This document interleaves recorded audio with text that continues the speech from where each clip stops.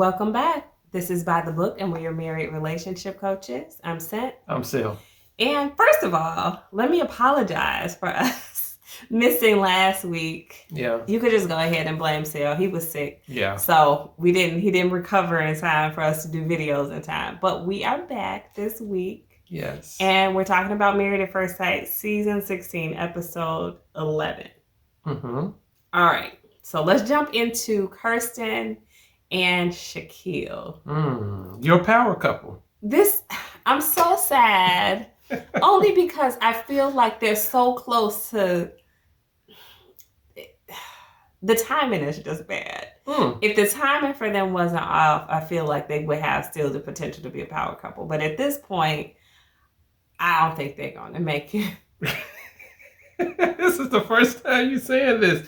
You're finally saying that they're not going to make it, past the 8 weeks or to the 8 weeks? They're going to make it to the 8 weeks. They're going to make it to decision day. Okay. But mentally, they're not going to necessarily make it to decision day. And I'm going to blame Shaquille. And I know a lot of you guys will be on Shaquille's side, and we'll get into this as we kind of cover the episode. But I feel like he's acting out on his hurt ego in a way that is unproductive. Okay, what say you? I want to hear. We can get into it as I'm gonna start just covering the episode. But I mean, my husband and I are aligned along gender roles here. It's not gender roles. Not gender roles, but we're aligned by gender. Yeah, I'm more understanding of Kirsten in this situation, and that's not always the case. A lot of times I have a lot of understanding for the men, but this time, no. He's more aligned with Shaq, and I'm more aligned with Kirsten, and we'll talk about why in a minute. Yeah. But so the episode opens up, I think, with Kirsten talking with her girlfriend about like where they are in the marriage and the challenges that they had. And if she's genuine, she's talking to her friend about wanting to make sure that she opens up to him. Sure. And she wants him to go into decision day feeling like she did give her all, which I think is fair. I think a lot of people are willing to jump on her about her initial lack of attraction or moving slow or not wanting to kiss him. But I think we all have to keep in mind to give her a little bit of grace. Like, it's been a month and progress has been made. And she wants that progress to be seen, to be recognized. That's not to say that what she said to him didn't hurt his feelings. But are we moving past it or are we not moving past it? Well, in order sometimes to move past things have to be acknowledged and forgiveness can be asked. And an acknowledgement, again, of what you said could have been hurtful. And we haven't heard her do that. She wants to skip to the grace part without showing any contrition. And I think that's probably problematic, especially for the situation with Shaquille. I understand. I understand what you're saying, but I don't know that she's sorry. I mean, she might be sorry about the way that he felt about it, but what she was telling him was truthful.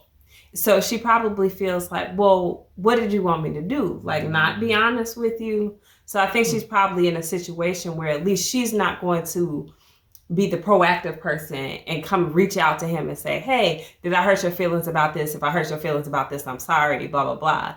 And also recognize Shaq isn't coming to her and saying, you know what? It was kind of a blow to my ego when you said that, or at least we're not seeing it happen on the, coverage that they're giving us. Yeah. This kind of hurt my feelings. This kind of bruised my ego, whatever. And I do want to get past it. But first I need to feel a little differently about this. And then maybe they could work on it. Yeah. But I think Shaq's behavior, what I'm seeing is him be a little bit more passive aggressive than I would like for him to be. That his ego has been damaged. That he felt some type of a way about whatever she said about not being attracted to him, his bald head, how slow she may move, how open he may not feel like she is. All of those things exist. But I think I want him I guess, to see the progress that she's making, and he doesn't see it. Yeah. And I think she wants him to see the progress that she's making, and he doesn't see it. He can't acknowledge it. But I think a lot of that is because he is still hurt by that initial rejection. It's not because it's not there. It's because he's so absorbed in his own feelings that he can't even see it. Yeah. Actually, you just took the words right out of my mouth. Rejection is one of the hardest emotions for most of us to try to get past. And I believe he's looking at everything through the lens of rejection and that negative emotion. And so, yeah, I think, for all intents and purposes, I think she's further along than in the process now than when she was when she started. Sure. I can see it. However, he may not be able to see it because, again, he's looking at everything through the prism and the lens of, she hurt my feelings. Now, it's very hard for a man a lot of times to come to grips with that and to acknowledge it. I'm not trying to make an excuse for him, but it just is what it is. Yeah. Men are pretty closed off when we're talking about what hurt us. And what bruised our ego and things of that sort. But I do feel that it is coming out, I will agree with you, a bit passive aggressively. Yeah. But it is coming out. And so maybe, she may have to help him a little bit with that and be like, did I hurt you when I said this? Who hurt you? What's it mean? And then maybe that'll be able to start the mending process and get them back on even ground to go forward or build off of the level program, level field. But it has to start somewhere, and somebody has to be very upfront with what they're feeling and be like, this is what it is. It hurt me, and I would like to move on with you. But until I get this out of me, I'm not going to see everything is going to be, he's treating her like very bitterly, And, I'd love to hear from you guys if you see it from my point of view or not, or if you feel like, he's wholly justified however he behaves. Because, that's a fair opinion. I just think, what is our end goal here? Like, if we're trying to make it to decision day at a yes, then I don't think that the behavior that he's exhibiting right now is getting them there. So that's my trouble. And with that, perfect segue into the skating date. They have a skating date. This is part of their 1 month anniversary situation. So they go skating. It seems like it's a lot of fun for them. They look cute together. They look like, they kind of hugged up and skating. I don't even know if I could skate like that anymore. With me, they both fell down. But yeah, so they sit center rink to a dinner or lunch or very whatever romantic it is. Setting. Yes, it was just kind of nice. It was kind of cute. And, as they're talking about moving forward, Kirsten says something to the effect of, acknowledging for herself that she's making progress. And his response is, are you? She says she's making progress toward opening up and everything. And he's like, I don't see it. So where you want her, for instance, to acknowledge his hurt, I want him and she wants him to acknowledge her progress. And he can't do it because he's so wrapped up in his hurt. And that's the thing that I guess I find the most frustrating just for them as a couple, is that if they can't get over that hump, they're not going to make it to a yes on decision day.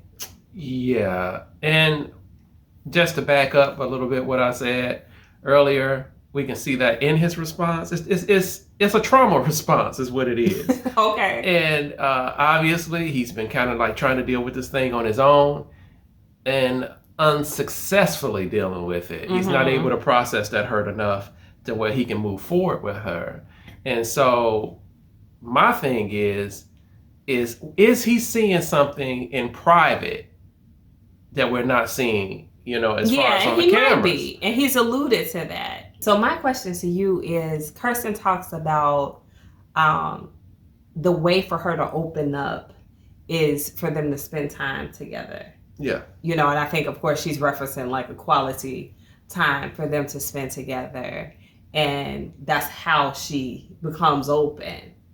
And again, his response is very defensive. He's like, I don't spend time with you.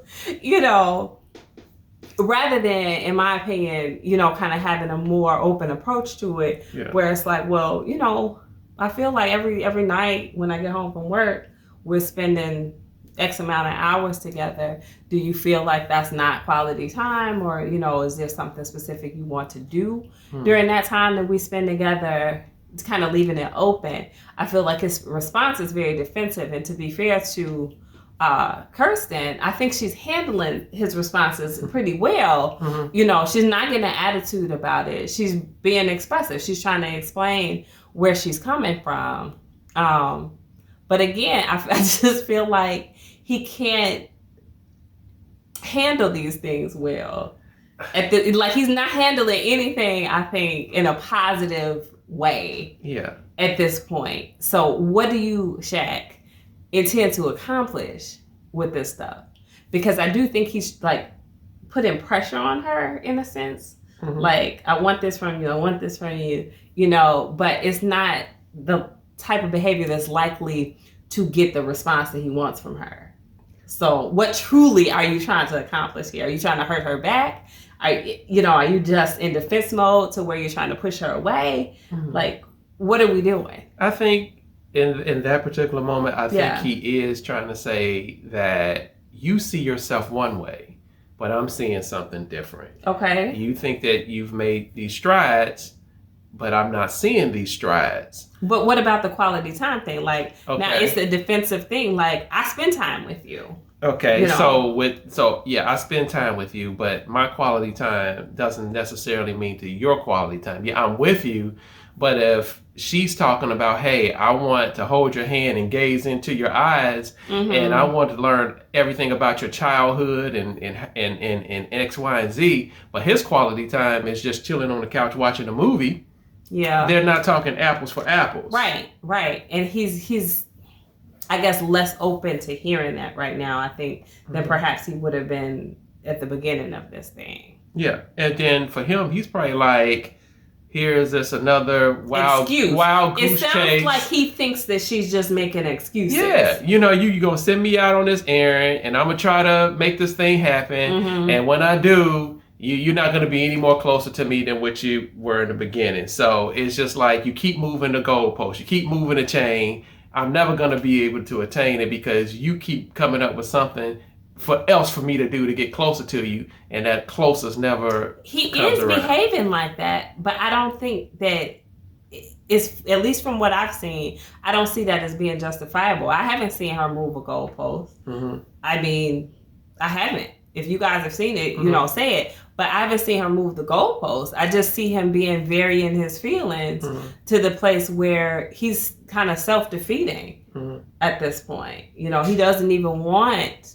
to make the effort to hear about what her quality time looks at. And when I listen to him on the after party, I feel like his demeanor is different. Like, he's a little bit more reflective than he is in the moment. And I get it. You know, you can be in your feelings in the moment, but I would like to see him transition out of that in order for them to make it someplace, because, I mean, shoot, this is supposed to be my power couple. So, good luck. Yeah, I mean, I don't know. It's hard for me to watch because it's just so disappointing. And whenever I feel like they have a good moment, it's like some mud gets slung onto it. And it feels to me like it's because of his attitude. That's what it reads to me. Yeah. So she kind of closes this thing up, at least with the skate date, by saying, you know, we have a lifetime to, I guess, grow together. Yeah. Essentially. And he's like, yeah, but we have a decision date. Yeah. Now, I feel him on that, because if I can't feel confident to say yes at decision day, then we have no lifetime. Exactly. So, yes, he wants to get there, but he has no confidence that in the next 4 weeks, she's going to be any closer, any more open than she is now. And one thing, again, just to from the after party a little bit, I think one thing that came out to him from the panelists, I forget his name, Mm-hmm. who was on there was, you know, where you are and where she is, essentially, as far as what openness is not necessarily going to be the same thing. No. Their baselines are way different. Mm-hmm. So it's important for him, if he can, to be wise enough, mature enough to say, hey, you know, if my baseline is already at an 8, Mm-hmm. he said himself on there, I'm very open, I'm very vulnerable. Yeah. If she's not as a baseline, you have to recognize that her coming from a 2 to a 4 Yeah. on a 0 to 10 scale huge for her. is significant. Mm-hmm. And he can't, I don't think he has the ability to do that, at least not during the course of the show. Yeah. Maybe reflectively he can do so, but I don't think he can do it as we're watching. Yeah, well, the other thing I think, and this is where I think a lot of people go wrong on Married at First Sight, Mm-hmm. is they have no idea what patience really is. And he was saying at the beginning, you know, I'm going to be patient and give her time.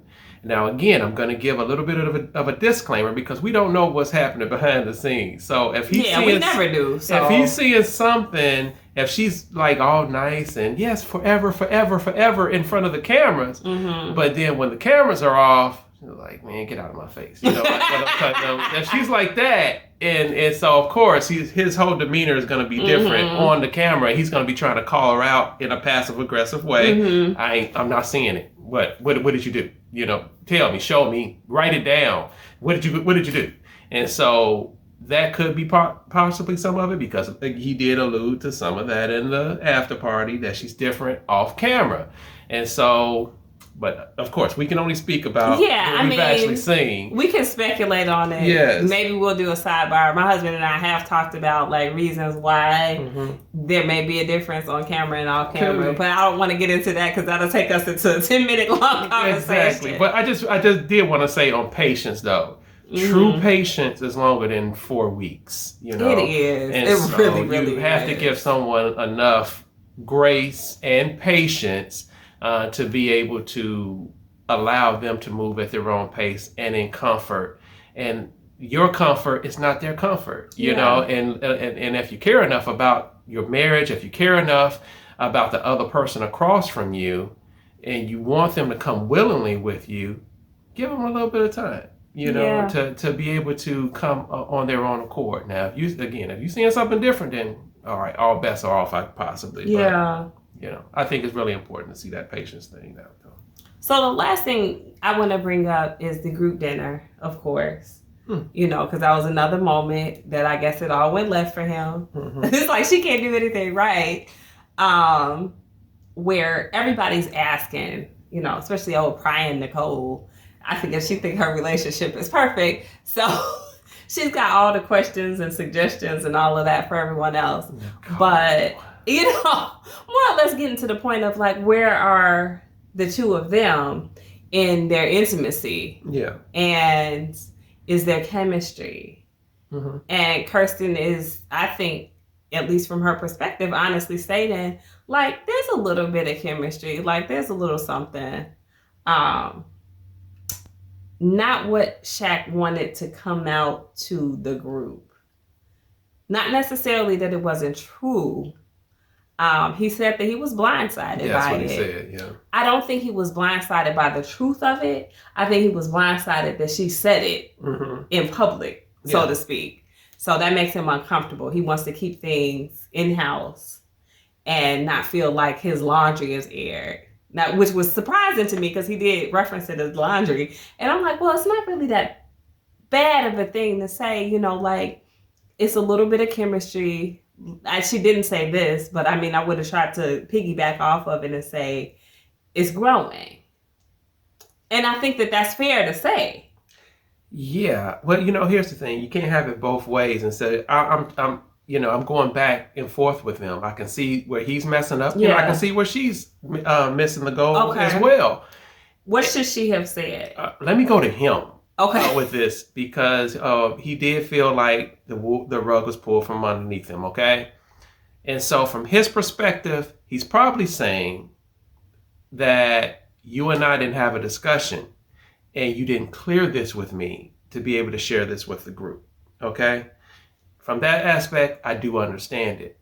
But let's rewind a couple of weeks ago when his mentees came over. He shared some things that he hadn't even discussed with her at all as far as that job was concerned. Mm-hmm. And so, bruh, you can't have it both ways. If you're going to set that standard that whatever we share outside the house, we need to have had a discussion and agree upon this thing together before we share with other people.